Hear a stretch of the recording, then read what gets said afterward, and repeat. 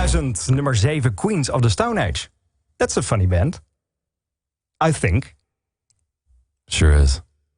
This is the voice of Michael Shuman. Dit is de KINK Album Top 1000. It's Mikey Shoes from Queens of the Stone Age. You didn't play on this album, Songs for the Deaf.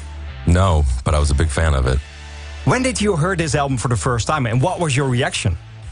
I think it was right before it came out. My friend worked at Interscope Records as an intern. I was probably 19, and he played me this thing, and I couldn't believe it. It was the freshest record I'd ever heard at that age. And having 3 distinct voices on that record made it really special. You didn't know who they were. It was so mysterious. And now you are for ages in this band, since 2007. How did you make this album your own?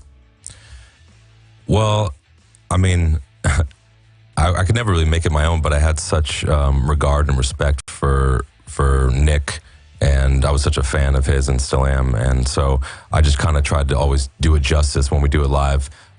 We always change things live, but was always to just, make sure I nailed whatever was important. And then, when we do like Millionaire, Josh sings it and I do some backup screams, and so that's kind of how we make it different. This album is on number 7 in this album Top 1000. What is for you the best album of Queens of the Stone Age?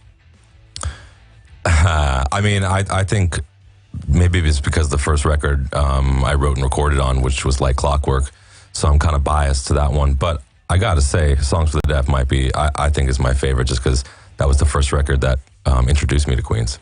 Did you guys enjoy this album this year? Because it's 20 years old this year. Yeah, you know what? Someone told me that, and I really, too bad for COVID, because I thought it would have been a cool thing to do a 20th anniversary tour and play the whole record, which we didn't do, obviously, but it would have been really cool. So, did you listen to this album in its entire this year? No. Do you ever listen to your own music? Because you did just on the radio. I listen, when we make records, I listen over and over and over and over. But then once it's kind of out, I never listen to it again, really. Really? Yeah. And with your new music, because you are here for your new project. Tonight you played at Tivoli in Utrecht. Mm-hmm. How often do you listen to that music? Almost every day.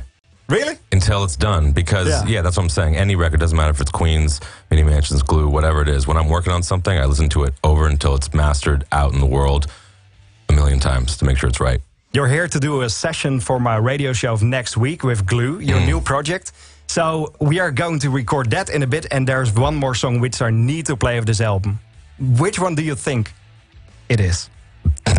I just played No One Knows. I don't know, man. I don't know. Is this a good one to play? That's not what I thought. Which one do we need to play after this? Hanging Tree. Okay, let's go for that. In the studio, Michael Shuman from Queens of the Stone Age. Go with the flow.